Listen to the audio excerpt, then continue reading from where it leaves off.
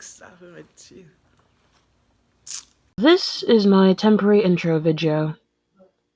Lol, video. Anyway, enjoy! What is up, OG gang? It's your girl Theodora, and we're back again with a new video. And today is the day that I share with you the design process for my Ryerson portfolio submission. It's a long video, so I split it into two parts. Tomorrow I'll share with you guys the other half of the design process. Be sure to give this video a huge like. Don't forget to subscribe if you guys are new to my channel. And like I said, my name is Theo, so nice to meet you. And share it on all your social media platforms. It really helps out when you guys share my videos. And enjoy. First, fabric selection. Going to the fabric store, I really didn't have an idea of what I wanted to make, so I just did a little browsing and I came across this horizontal striped fabric, black and white, two-way stretch with a polyester blend, and as well as this gray-blue knit four-way stretch fabric, and I thought I could definitely work out something with this. Then I purchased my fabric, and as well I got a zipper and some chain because I thought the colors worked very well with the fabric. And I got home, and once I got home I started playing around with the material, seeing the way it stretched, seeing the way it moved, the way it draped, the way it formed around my body, and I began to think of some ideas. Number 2, design concept.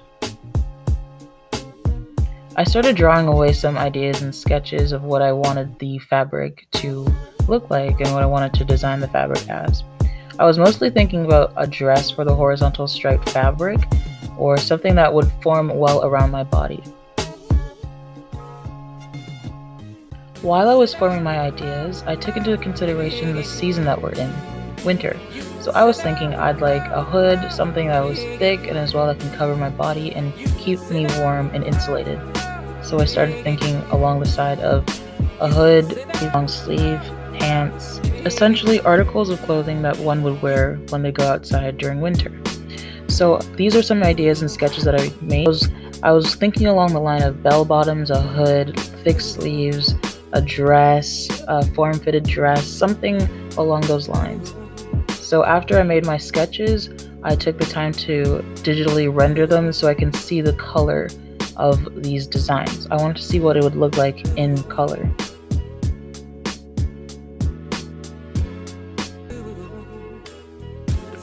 I would have to say this one is my favorite sketch because I used photographs of the fabric to make them and the texture came along with it. After I finished my sketches, I put together my mood board and I was ready to go and start making my design. Number 3, pattern drafting. First, I started off by taking my measurements and recording it down so I can use them to make my pattern pieces. I started off by making my bell-bottom pattern piece first. This was a challenge for me because I made a couple mistakes when I was making this pattern, but in the end it turned out great and I'm so glad that it went the way it did. So I made both the front and back. The next piece I'm making is a turtleneck top. I referenced a sweater that fit me well and I cut out the dimensions using my pencil to trace it on the tracing paper.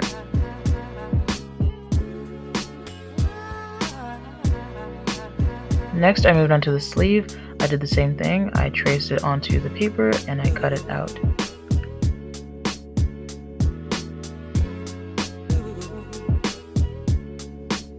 The next block is the pencil skirt. My idea for this was to make the pencil skirt and the top so it looked like a seamless dress when I wear them together. After cutting out the pencil skirt, I moved on to tracing the hood and as well as the cropped hoodie that I wanted for this design.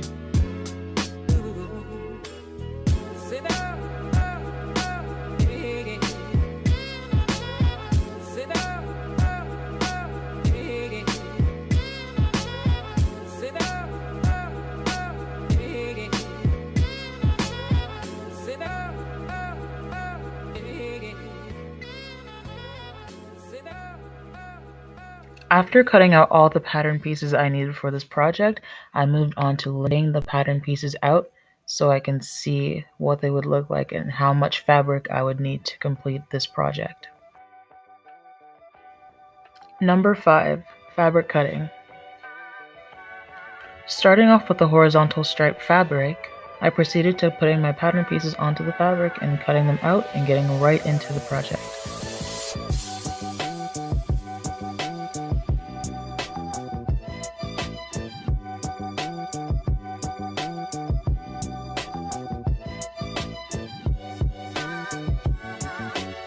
When I was cutting the pattern piece for the turtleneck, the idea of transforming the turtleneck into a leotard came to me, so I thought I'd pursue that and try to make it work. And in the end, I'm so glad that I did.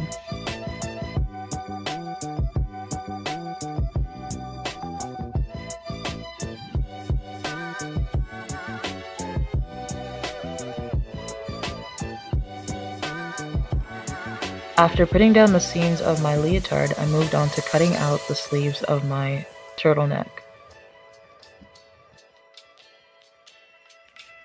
Next, going on to the gray-blue mixed fabric, I cut out my bell-bottom pattern pieces, as well as my hood and crop top, and the sleeves for my hoodie.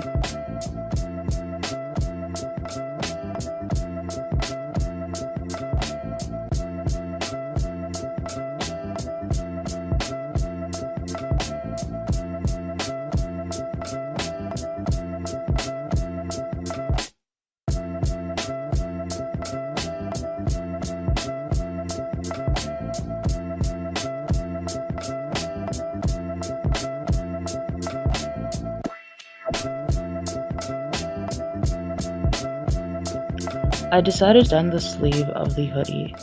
I added about 10 inches to the rest of the sleeve so it covered my arm until the wrist. Number 6. Piece assembly. First up, pencil skirt. I started by pinning my darts in the front and back pieces of the skirt and sewing down the side seams.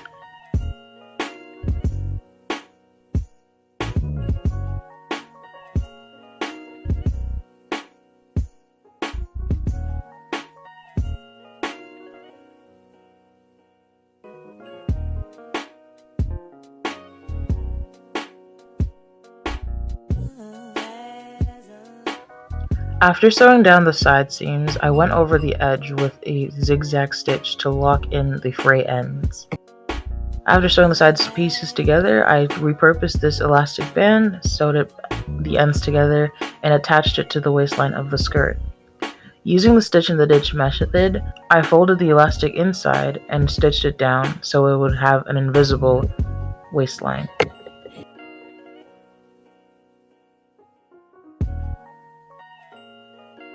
Now that the skirt is complete, I can move on to the leotard turtleneck. I started off by sewing the shoulders and the side seams together and locking them in with a zigzag stitch.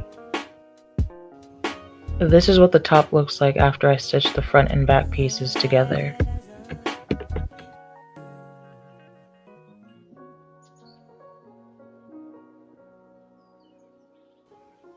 After sewing the two pieces together, I realized that the string that connects them at the bottom, where the crotch is, was too short. So using some scrap fabric, I cut out a piece, sewed it down to the crotch, and extended the length of the crotch piece.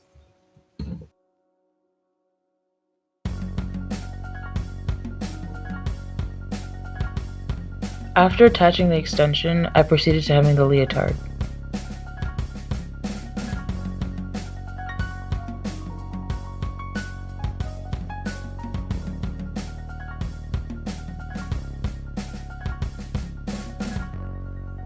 Next, I sewed down the sleeve opening and attached them to the leotard's armholes.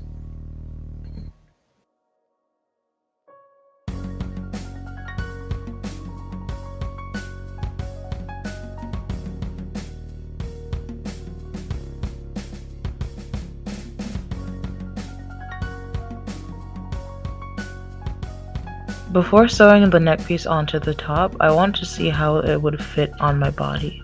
I realized that the sleeves were a little too small on me, and they would stretch out and just didn't look comfortable. I decided to remove the sleeves and hem the arm openings and make the top sleeveless.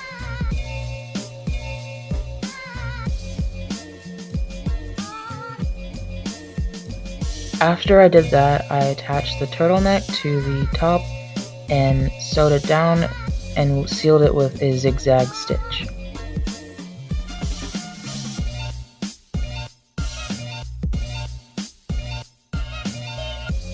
This is what the top looks like after I sewed on the turtleneck.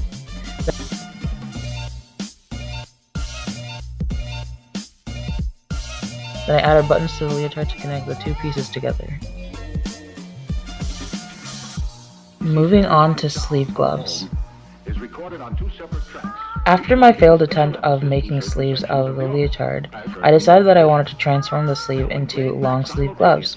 So I traced out my hand onto my tracing sheet and cut out my fabric using the same material and sewed the pieces together, making gloves.